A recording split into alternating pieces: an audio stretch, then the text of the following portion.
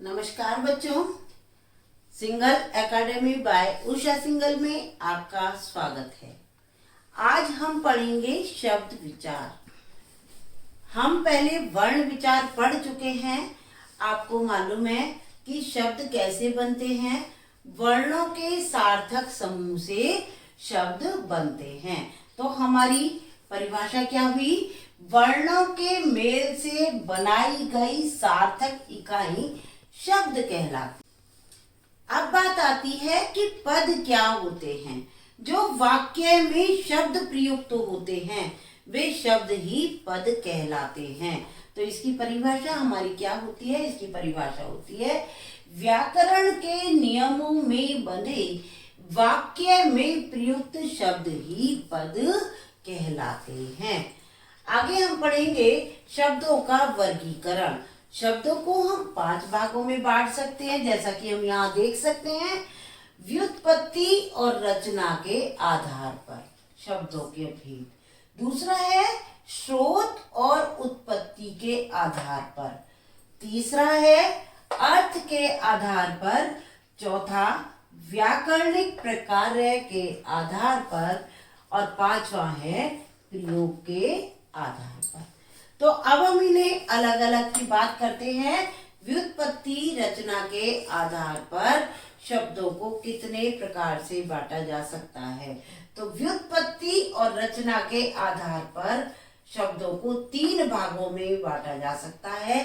व्युत्पत्ति का मतलब है कि इन शब्दों की रचना कैसे हुई, कहाँ से हुई।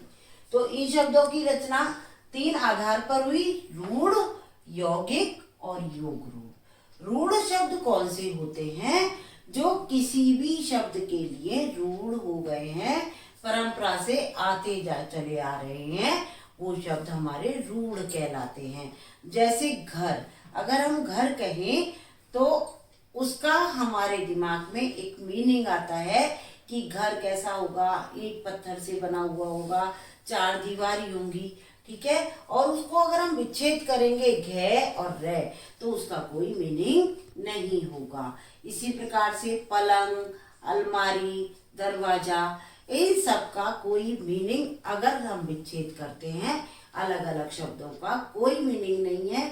लेकिन अगर हम इनको जोड़ कर देखते हैं तो ये दरवाजा अगर हमने कहा तो दरवाजा कैसा होता है, किस चीज के लिए रूढ़ हो गया है? कि जो घर का गेट होता है, दुकान का गेट होता है, किसी भी चीज का गेट यानी दरवाजा, वो हम उसे दरवाजा, हमारे दिमाग में दरवाजे की एक इमेज आ जाएगी। अगर हमने कहा अलमारी तो हमारे दिमाग में एक अलमारी की इमेज आ जाएगी।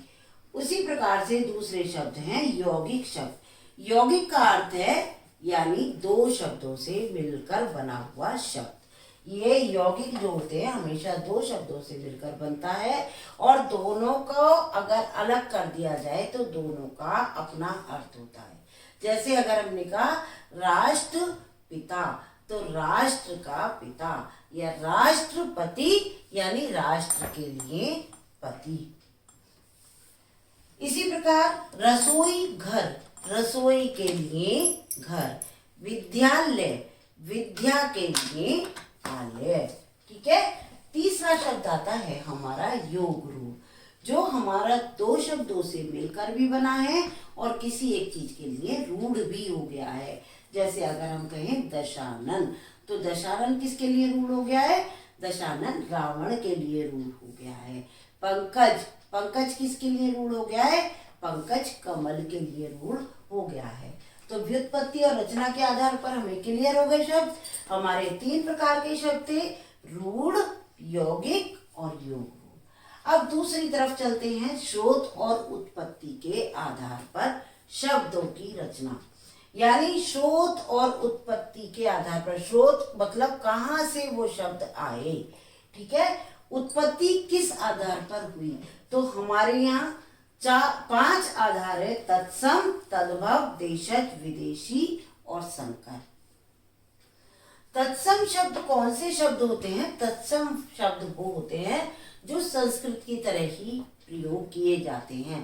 तत् में उसका, सम में समान, यानी उसके समान। उसके समान ही संस्कृत हिंदी में भी प्रयोग किए जाते हैं। तो वो कहलाते हैं तत्सम। जैसे अगर हम कहें अक्षी, तो अक्षी का प्रयोग आंख के लिए हम कर रहे हैं। क्षेत्र, क्षेत्र का प्रयोग हम खेत के लिए कर रहे हैं। तो ये शब्द हमारे होते हैं तत्सम। दूसरे होते हैं तद्भव शब्द। तद्भव मीन्स तद मीन्स उसका, भव मीन्स बना हुआ, यानी जो संस्कृत से सरल भाषा में होकर हिंदी में आ गए हैं वो कहलाते हैं हमारे तद्भव। जैसे क्षेत्र था हमारा तत्सम और खेत हो गया हमारा तद्भव। अश्व था, अश्व है हमारा तत्सम और घोड़ा हो गया हमारा तद्भव। अब तीसरे शब्द आते हैं देशज। देशज शब्द जो हमारी सामान्य बोलचाल की भाषा में बोले जाते हैं, अपने ही देश के शब्द हैं, उन्हें हम देशज शब्द कहते हैं। जैसे थैला, कपड़ा, कमीज, घर, ये हमारे देशज शब्द कहलाते हैं। लोटा, पगड़ी, ठीक है। अब चौथा आता है हमारे विदेशी शब्द। विदेशी शब्द कौन से होते हैं? जो अन्य भाषाओं से आकर के हमारी भाषा में मिल गए हैं। जैसे कुछ शब्द उर्दू भाषा से आए हैं, जैसे अखबार, है ना। कुछ शब्द हमारे अंग्रेजी भाषा से आ गए हैं, कुछ शब्द हमारे पुर्तगाली से आए हैं, कुछ अन्य भाषाओं से हमारे शब्द आए हैं, तो वो हमारे कहलाते हैं विदेशी शब्द। संकर शब्द, संकर शब्द की जहाँ बात आती है, संकर शब्द होता है दो शब्दों से मिलकर बनता है। लेकिन दो शब्द वो कौन से होते हैं? दो अलग अलग भाषाओं से शब्द आते हैं, तो हमारे वो संकर शब्द कहलाते हैं। जैसे एक अंग्रेजी का शब्द ले लिया और एक हिंदी का शब्द ले लिया, तो या एक संस्कृत का ले लिया, एक हिंदी का ले लिया, तो वो हमारे कहलाते हैं संकर शब्द। जैसे वर्ष गांठ, यानी वर्ष कौन सा, किस भाषा का शब्द है? वर्ष है संस्कृत का शब्द और गांठ है हिंदी का शब्द। तो ये हो गया हमारा वर्षगांठ संकर शब्द, ठीक है। दूसरा शब्द हमारा आता है लाठी चार्ज। लाठी और चार्ज, लाठी है हिंदी का शब्द और चार्ज है अंग्रेजी का शब्द, ठीक है। टिकट घर, टिकट है हमारा हिंदी का शब्द और घर है हमारा, टिकट है इंग्लिश का शब्द और घर है हमारा हिंदी का शब्द। रेलगाड़ी, रेल है हमारा इंग्लिश का शब्द और गाड़ी है हमारा हिंदी का शब्द। तो ये हो गए हमारे संकर शब्द। तीसरा आता है हमारा अर्थ के आधार पर शब्द। तो अर्थ के आधार पर कौन कौन से हैं? अर्थ के आधार पर हम बांट सकते हैं 6 भागों में। पर्यायवाची और समानार्थी शब्द, विलोम विपरीतार्थक शब्द भी कह सकते हैं, एकार्थक शब्द, अनेकार्थक शब्द, श्रुति संभिन्नार्थक शब्द और अनेक शब्दों के लिए एक शब्द। अब हम इनकी बात करते हैं पर्यायवाची। पर्यायवाची और समानार्थी शब्दों से आप सब परिचित है अच्छी प्रकार से। जैसे अगर हम कहें घोड़ा, तो घोड़े को हम क्या क्या कह सकते हैं? अश्व कह सकते हैं, तुरंग कह सकते हैं, ठीक है ना, घोटक कह सकते हैं। तो ये जो समान शब्द होते हैं पर्यायवाची, इनको हम कहते हैं पर्यायवाची भी कह सकते हैं, इनको समान शब्द भी कह सकते हैं। अगर हम कहें सूर्य, सूर्य को हम सूरज भी कह सकते हैं, भानु भी कह सकते हैं, भास्कर भी कह सकते हैं, दिनकर भी कह सकते हैं। अगर हम बात करें घर की, तो घर को हम कह सकते हैं गृह भी कह सकते हैं, सदन भी कह सकते हैं, भवन भी कह सकते हैं और आवास भी कह सकते हैं। अगली बारी आती है हमारी विलोम शब्द की। अब विलोम शब्द हमारी क्या होते हैं? विलोम शब्द जो विपरीत अर्थ देते हैं, हमारे उल्टा अर्थ देते हैं। तो जैसे उदय, आस्तिक, नास्तिक, स्वतंत्रता, परतंत्रता, ठीक है, दिन रात, सुख दुख। तीसरा आता है एकार्थक शब्द, जो हमेशा एक ही अर्थ में प्रयोग किए जाते हैं। जैसे धरती, आकाश, नदी, पहाड़, ये सब हमारे एक ही अर्थ में प्रयोग किए जाते हैं। चौथा आता है अनेकार्थक शब्द, यानी जो एक शब्द के ही कई अर्थ होते हैं। जैसे अगर हम कहें भेद, तो भेद का अर्थ रहस्य भी हो सकता है और भेद का अर्थ प्रकार भी हो सकता है।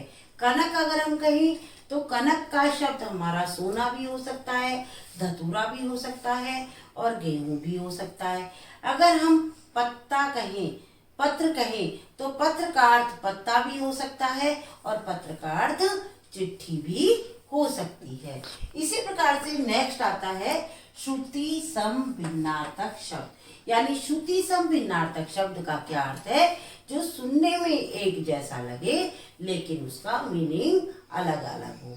जैसे अगर हम कहें अवधि, तो अवधि जो होता है जिसपे हम छोटी की मात्रा चढ़ाते हैं उसका अर्थ होता है समय यानी काल। और जो अगर हम बड़ी की मात्रा चढ़ाते हैं अवधि, अवधि का मतलब होता है एक भाषा। ठीक है, तो अगर हम मात्रा में ही थोड़ा सा अंतर कर दें तो हमारा बोलने में वो एक जैसा लगता है, सुनने में एक जैसा लगता है, लेकिन उसका अर्थ अलग होता है। जैसे कहें और का मतलब है तरफ, है ना, और एक कंजक्शन है। ठीक है, समुच्चय बोधक है। तो अगला आता है हमारा अनेक शब्दों के लिए एक शब्द। अनेक शब्दों के लिए एक शब्द का अर्थ क्या है? यानी कई शब्दों के लिए एक शब्द का प्रयोग करना। जैसे जो हमेशा, जो बूढ़ा ना हो हमेशा जवान रहे, यानी जो कभी बूढ़ा ना हो तो उसका क्या अर्थ होगा? अजर। जो कभी ना मरे वो क्या होगा? अमर। सप्ताह में एक बार होने वाला साप्ताहिक। शिव को मानने वाला वैष्णव। ठीक है, अब नेक्स्ट आता है हमारा व्याकरणिक प्रकार्य के आधार पर। व्याकरणिक प्रकार्य के आधार पर दो प्रकार के शब्द होते हैं, विकारी और अविकारी। विकारी का अर्थ होता है विकार आना यानी परिवर्तन आना। और परिवर्तन कैसे आना? अगर लिंग बदले, वचन बदले, कारक बदले या काल बदले तो उनमें परिवर्तन आ जाता है, तो वो कहलाते हैं हमारे विकारी शब्द। विकारी शब्द होते हैं हमारे चार: संज्ञा, सर्वनाम और क्रिया और विशेषण। ठीक है, अगर हमारा लिंग बदलता है तो देखिए, जैसे अगर हमारा लिंग बदला, लड़का जा रहा है, तो अगर हम लड़का का लड़की कर देते हैं तो हमारा क्या हो जाएगा? लड़की जा रही है, तो हमारा पूरा चेंज हो गया। इसी प्रकार से वचन चेंज होने से लड़का जा रहा है, लड़के जा रहे हैं, तो हमारा पूरा परिवर्तन हो गया।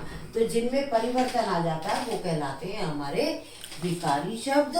दूसरे होते हैं अविकारी शब्द। अविकारी शब्द चाहे लिंग बदले, चाहे वचन बदले, चाहे कारक बदले और चाहे काल बदले, कोई परिवर्तन ना आए तो वो कहलाते हैं हमारे अविकारी शब्द।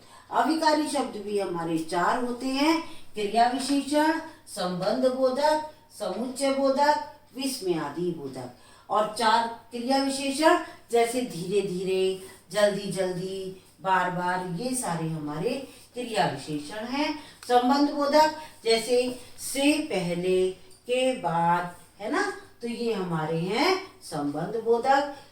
तीसरा है समुच्चय बोधक। समुच्चय बोधक यानी कंजक्शंस, किंतु, परंतु, और आदि, ये शब्द हमारे हैं समुच्चय बोधक। और नेक्स्ट आता है हमारे विस्मयादि बोधक, अरे, वहा, ओ, है ना, ये सारे हमारे होते हैं विस्मयादि बोधक। तो हमारे विकारी भी क्लियर हो गए, संज्ञा, सर्वनाम, विशेषण और क्रिया। और अविकारी भी समझ में आ गए होंगे, क्रिया विशेषण, संबंध बोधक, समुच्चय बोधक, विस्मयादि बोधक। अब आता है प्रयोग के आधार पर। प्रयोग के आधार पर हमारे कौन कौन से हैं? सामान्य और तकनीकी शब्द। सामान्य शब्द जो हमारे सामान्य बोलचाल की भाषा में बोले जाते हैं, दाल, रोटी, सब्जी, घर, दुकान, बाजार आदि, ये सारे शब्द हमारे जो सामान्य बोलचाल में बोले जाते हैं। तकनीकी शब्द जो टेक्निक से संबंधित होते हैं, यानी विषय से संबंधित होते हैं, प्रशासन से संबंधित होते हैं या फिर विज्ञान से संबंधित होते हैं। विषय से संबंधित जैसे संज्ञा, सर्वनाम, विराम चिन्ह, ये आपके आते हैं इसमें। प्रशासन से संबंधित होते हैं जैसे कनिष्ठ, वरिष्ठ, सचिव, ये होते हैं। और विज्ञान से संबंधित जैसे आपके कोशिका, ठीक है, तो ये हमारे होते हैं सामान्य तकनीकी शब्द से संबंधित। अब हमें क्लियर हो गया होगा शब्दों का वर्गीकरण। व्युत्पत्ति रचना के आधार पर रूढ़, यौगिक और योग ऋण। स्रोत उत्पत्ति के आधार पर तत्सम, तद्भव, देशज, विदेशी और संकर। अर्थ के आधार पर पर्यायवाची, समानार्थी, विलोम, एकार्थक, अनेकार्थक, श्रुति सम, भिन्नार्थक और अनेक शब्दों के लिए एक शब्द। व्याकरणिक प्रकार के आधार पर विकारी और अविकारी। विकारी संज्ञा, सर्वनाम, क्रिया और विशेषण। अविकारी में क्रिया विशेषण, संबंध बोधक, समुच्चय बोधक, विस्मयादि बोधक। प्रयोग के आधार पर हमारे दो होते हैं, सामान्य और तकनीकी। आशा है आपको मेरी वीडियो पसंद आई होगी, और आपको अगर मेरी वीडियो पसंद आई हो तो आप इसे लाइक करें, शेयर करें और सब्सक्राइब अवश्य करें। धन्यवाद।